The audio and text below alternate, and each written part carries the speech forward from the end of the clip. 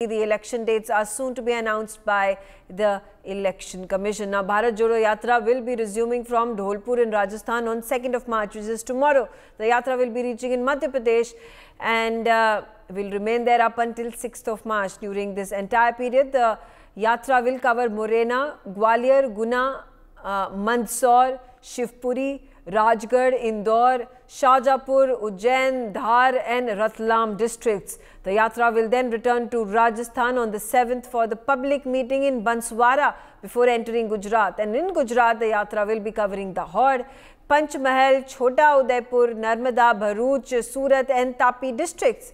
The Yatra is then slotted to travel to Maharashtra on 10th of March. It will pass through Nandurbar and Dhule districts on its first day in Maharashtra. So that's the entire schedule of Bharat Jodo Yatra. Joining me on the telecast is Kanika. Kanika, give us details about the schedule that has now been launched, or after it was stopped. The Bharat Jodo Yatra has been resumed and it is going to be in Madhya Pradesh, then in Rajasthan, then in Gujarat and then finally in Maharashtra.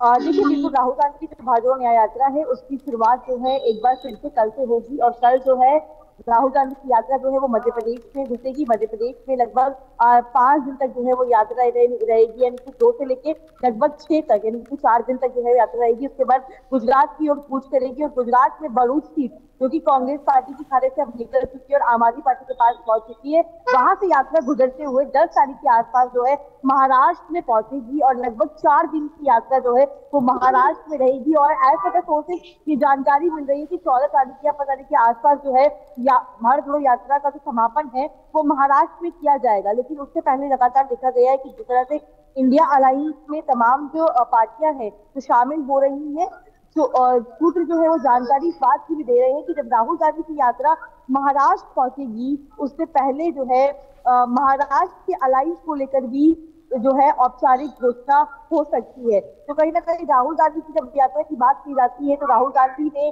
Manipur से लेकर और मुंबई तक की यात्रा की है, जिसमें राहुल गांधी ने तमाम बातों का जिक्र किया। और अब एक बार फिर राहुल गांधी जो है आज विदेश के दौरे पे 2 दिन से लगे हुए थे, आज देर रात जो है वो दिल्ली वापस आएंगे और कल से वो यात्रा की शुरुआत करेंगे। तो कहीं ना कहीं राहुल गांधी जो है कल से राहुल गांधी जो है अपनी यात्रा की शुरुआत करेंगे और मध्य प्रदेश से जो है ये यात्रा की शुरुआत करेंगे। जी बिल्कुल, ये जो कल्मिनेशन हम देखेंगे कि मुंबई में इस यात्रा का कल्मिनेशन होने वाला है। यहाँ पे सीट शेयरिंग की बात भी अगर करें, जहाँ पे काफ़ी सारे इंडिया अलायंस के मेंबर्स हैं, उन्हों की सीट शेयरिंग स्ट्रैटेजी अब सील हो चुकी है। पर महाराष्ट्र में देखा जाए तो ऐसा कोई इंडिकेशन नहीं आया है कि उद्धव ठाकरे की जो फैक्शन है और शरद पवार का जो फैक्शन है और कांग्रेस का जो फैक्शन है, ये साथ में मिलकर कितनी सीटें कितनी सीटें लड़ेंगे।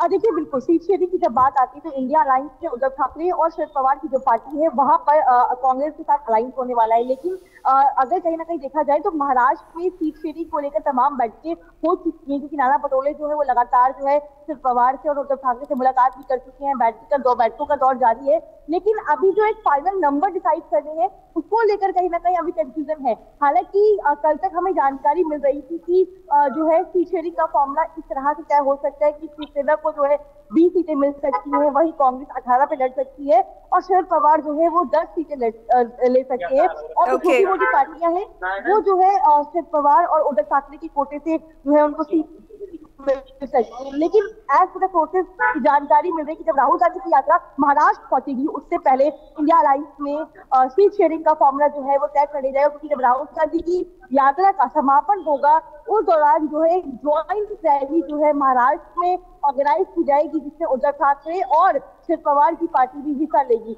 तो कहीं ना कहीं राहुल गांधी की यात्रा महाराष्ट्र तक पहुंचेगी उससे पहले अलायंस की जो खबरें हैं या सीट शेयरिंग का फॉर्मूला है वो लगभग तय हो जाएगा।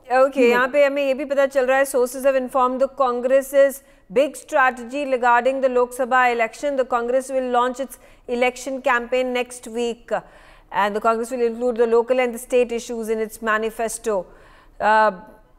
Through its manifesto, the Congress is making a strategy to woo the local issues and the segmented voters as well. Kanika, quickly a response from you about the manifesto. यहाँ पे manifesto release होने वाला है, कुछ ऐसी date बाहर निकल के आ रही है कि कब तक कांग्रेस का manifesto पब्लिक में अवेलेबल हो जाएगा? देखिए, मैनिफेस्टो को लेकर अभी ऐसा जानकारी नहीं मिल रही कब कांग्रेस पार्टी लॉन्च करेगी, लेकिन बहुत जल्द जो है कांग्रेस पार्टी मैनिफेस्टो की जो है लॉन्चिंग करेगी। लेकिन इससे पहले कांग्रेस पार्टी ने अपनी मैनिफेस्टो में एक बड़ी रणनीति को अपनाया है, एक बड़ी स्ट्रैटेजी प्लान की है। कांग्रेस पार्टी ने जैसे विधानसभा चुनाव में तेलंगाना की बात करें या कर्नाटक की बात करें या राजस्थान की बात करें, तो वहां पे जब मैनिफेस्टो आया था तो लोकल इशू को, स्टेट इशू को जो है प्राथमिकता दी थी। और सेम पैटर्न जो है कांग्रेस पार्टी जो है वो लोकसभा के मद्देनजर जो है अपने मैनिफेस्टो में अपनाएगी।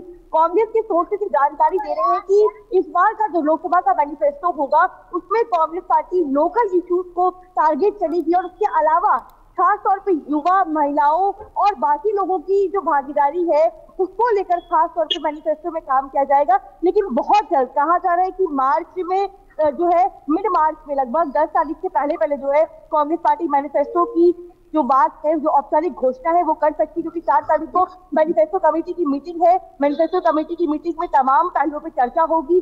वहां पे अप्रूवल होने के बाद CWC कॉल कमेटी की बैठक होती है, वहां पर मैनिफेस्टो जाएगा और आखिरी मोहर जो है वो CWC की बैठक में लगेगी। Okay.